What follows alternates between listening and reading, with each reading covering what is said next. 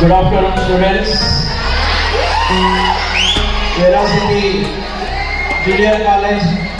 ఈ రోజు freshers day అంటే ఈ రోజు మీ రోజు. Today is your day, not our day.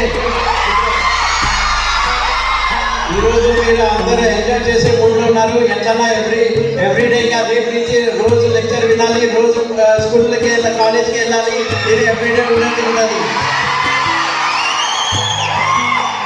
First of all మా ప్రిన్సిపల్ గారికి, రామకృష్ణ రెడ్డి ప్రిన్సిపల్ గారికి, మేడం ఇద్దరు ప్రిన్సిపల్ గారికి అందరికీ చాలా చాలా ధన్యవాదాలు. స్టూడెంట్స్ మళ్ళీ అంటున్నాను, నా తెలుగు చాలా వీక్.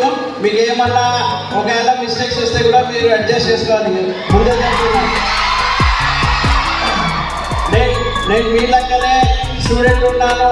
ఎందుకంటే నేను మీ లెక్కనే 10th చదివి ఇంటర్ వచ్చినప్పుడు నాకు కూడా చాలా మీ లెక్కనే చాలా ఎంతూజియాజం ఉండేది. కానీ ఇంకొకటి మీ లెక్క నేను ఫస్ట్ బెంచ్ స్టూడెంట్ని కాదు, నేను ఎప్పుడు బ్యాక్ బెంచర్ స్టూడెంట్ అనేది.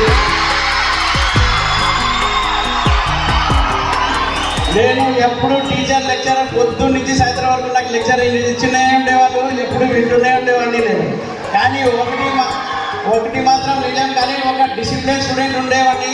ఎందుకంటే నాకు మా పేరెంట్స్ వల్ల బాగా డిసిప్లిన్, అంటే కాలేజ్కి రెగ్యులర్ స్టడీస్ ఎట్లన్నా ఉండని కానీ డిసిప్లిన్ అనేది పక్కా ఉండేది నా దగ్గర. అయితే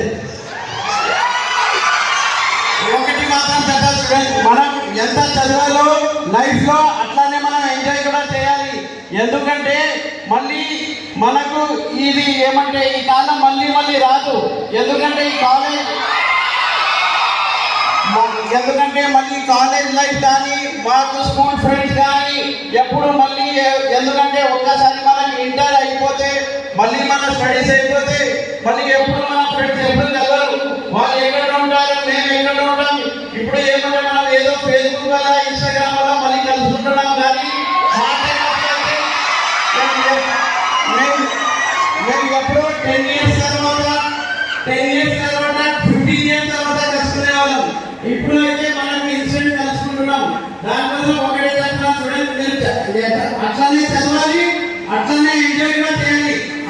ఇండియన్ ఎడ్యుకేషన్ లో మొత్తం ఎడ్యుకేషన్ మీదనే ఎక్కువ ఫోకస్ చేస్తుంది. అదే వేరే కంట్రీస్ లో ఉంటే పిల్లల్లో ఏం టాలెంట్ ఉందో ఆ టాలెంటెడ్ వాళ్ళకి సపరేట్ ఒక స్పోర్ట్స్ ఇది చేసి పొద్దున్న నుంచి రాత్రి వరకు దాని మీదనే కాన్సన్ట్రేట్ చేస్తుంది. దానికోసమే మీరు చూడండి, చిన్న కంట్రీస్ ఉంటే కూడా వాళ్ళకి గోల్డ్ సిల్వర్ అన్ని వస్తున్నాయి. కానీ మన భారతదేశంకి ఎన్ని వస్తుంది?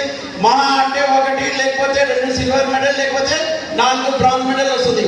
దానికోసం నేను ఏమంటానంటే, మనకు టాలెంట్ ఉంటే మన టాలెంట్ ఇది చేయకండి, దాన్ని హిడెన్ చేయకండి, దానికి ముందుకు రండి మీరు కూడా. ఎందుకంటే నేను నంద్యాలలో చాలా మంది స్టూడెంట్స్ ని చూశాను.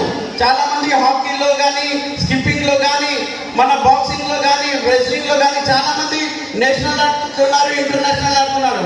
అట్లా మన దగ్గర టాలెంట్ చాలా ఉంది. కానీ మన పేరెంట్స్ కూడా ఏమంటే పొద్దున్న లేచినప్పుడు లేదు వీళ్ళ ఎంపీసీనే చదవాలా, బైపీసీనే చదవాలా, సీసీనే చదవాలా, దీని మీద ఎక్కువ కాన్సన్ట్రేషన్. కానీ స్పోర్ట్స్ మీద కూడా కాన్సన్ట్రేషన్ ఉండాలి.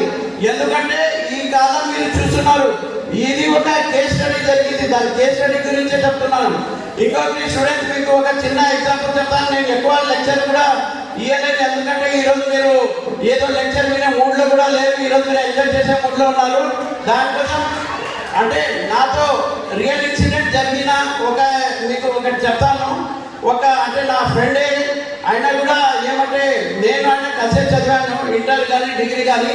ఆయనకు లైఫ్లో ఒకటే కోరిక ఉండేది ఆయనకి. అరే నాకు ఆయన ఆంధ్ర సైడ్ వాడు, ఆయన బాసు అని పిలిచేవాడు. ఆయన ఒకటే చెప్పేవాడు నాకు, బాసు నేను ప్రపంచం అంతా చూడాలని చెప్పేవాడు. నేను అన్నాను, ఎట్లా చూసేవాడు రా, నీ దగ్గర డబ్బులు లేవు, ఏం లేవు, ఎట్లా చూసేవాడు అంటే, లేదు బాసు ఖచ్చితంగా చూస్తాను, నేను ప్రపంచం అంతా చూస్తామన్నాడు. అయితే నేను ఏమన్నానంటే, ఎట్లా చూస్తామంటే నువ్వు చూడాలను.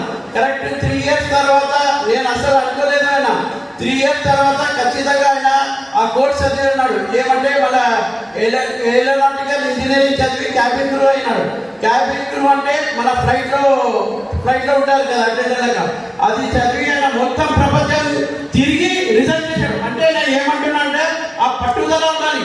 ఆయన నాకు ప్రామిస్ చేశాడు, నేను ప్రపంచం చూసిన తర్వాతనే నేను ఈ ప్రపంచం చేసి మళ్ళీ ఈరోజు ఆయన అడ్వకేట్ అయినా. అంటే నేను మీకు ఎందుకు చెప్తున్నానంటే ఒక మన లైఫ్లో ఒక ఏం ఉండాలి, ఒక పట్టుదల ఉండాలి. ఇప్పుడు నేను కూడా ఇప్పుడు రాజకీయంలో వచ్చినాను. నాకు కూడా చంద్రబాబు నాయుడు గారు పిలిచి నాకు చెప్పారు, ఈరోజు మీ నాన్నగారికి ఎలక్షన్ ఈసారి కంటెస్ట్ చేయాలా, మీరు ఖచ్చితంగా గెలవాలని చెప్పారు. మాకు చాలా అంటే చాలా టఫ్ టాస్క్ ఉంటాయి, కానీ మాకు ఒక పట్టుదల ఉంటాయి. ఖచ్చితంగా మా నాన్నగారిని గెలిపించుకోవాలా, ఈసారి ఖచ్చితంగా గెలిపించుకోవాలని పొద్దు నుంచి రాత్రి వరకు మనం కష్టపడ్డాను. నేను ఇది ఎందుకన్నానంటే మనం గోల్ మనం ఒకవేళ మనం ఆలోచించకపోతే మనం ఏం చేయలేము లైఫ్లో. నేనేం చదువుతాను, మీరు చదవండి. మీరు ఏమైనా ఉంటే కూడా మీరు ధైర్యంగా ఉండండి. మీరు ఊరికే డిప్రెస్ అవుతుంటే మార్క్స్ తక్కువ వచ్చింది, మార్క్స్ ఎక్కువ వచ్చిందని. నేను ఒకటే అంటున్నాను, మీకు స్టడీస్లో ఎంత ఇది ఉంటే కూడా మీకు కమ్యూనికేషన్ కూడా అంతే ఇది ఉండాలి, మార్కెటింగ్ కమ్యూనికేషన్ ఉండాలి. ఎందుకంటే నేను చూశాను, మా ఫ్రెండ్స్ అంతా యుఎస్లోనే ఉంటారు. నాతో పాటు చదివే నేను అనుకునే ప్రకారం నేను హైదరాబాద్లో ఒక క్రిస్టియన్ మిషనరీ స్కూల్లో చదివాను. నాతో పాటు దాదాపు 56 స్టూడెంట్స్ ఒక క్లాస్లో ఉన్నారు. వాళ్ళంతా దాంట్లో నేను అనుకుంటా 53 స్టూడెంట్స్ అందరూ యుఎస్లోనే ఉన్నారు. నాలుగు ఒక బ్యాక్ బెంచరే ఇండియాలో ఉన్నారు, మిగతా అందరూ యుఎస్ వెళ్ళిపోయారు హైయర్ స్టడీస్ కోసం. నేను ఏమంటానంటే ఈరోజు కూడా నేను చూశాను, వాళ్ళకి సబ్జెక్ట్ మీదనే నాలెడ్జ్ ఉంటుంది, వాళ్ళకి ఓన్లీ వాళ్ళ వర్క్ సబ్జెక్ట్ తప్ప ఏం నాలెడ్జ్ ఉండదు. నేను ఇది ఎందుకంటే మన కమ్యూనికేషన్ చాలా ఇంపార్టెంట్. మీరు హైదరాబాద్లో మీరు చూడండి, ఎస్పీఎస్ స్టూడెంట్ కానీ వేరే స్టూడెంట్స్ కానీ వాళ్ళకు సబ్జెక్ట్ నాలెడ్జ్ లేకపోయినా కమ్యూనికేషన్ స్కిల్స్ ఎక్కువ ఉంటుంది. ఒక్క కమ్యూనికేషన్ స్కిల్స్ ఉన్న వాళ్ళు ప్రపంచంలో ఎక్కడైనా పోయి బతుకుతాడు. ఎందుకంటే వాళ్ళు మార్కెటింగ్ తెలుసు, వాళ్ళు వే ఆఫ్ టాకింగ్ తెలుసు. ఇప్పుడు నేను కూడా మీ అందరి ముందు స్పీచ్ చేయాలంటే నాకు కూడా చాలా భయం ఉండేది. సరే తప్పో ఒప్పో మిస్టేక్స్ అవుతుందా వస్తున్నాయి, కానీ ఫియర్ మాత్రం వెళ్ళిపోయింది. దానికోసం ఒకటే నేను నేర్చుకున్నాను, భయపడకూడదు. భయపడితే ఏం కాదు, మొహమాటం అసలు పడకూడదు. మొహమాటం పడితే మీరు ముందుకు వెళ్ళలేరు. దానికోసం స్టూడెంట్స్ ఇంకా ఎక్కువ లెక్చర్ చేయడం లేదు. మీ అందరికీ once again all the best for the your future. ఇంకా హ్యాపీ ఫ్యూచర్. Thank you.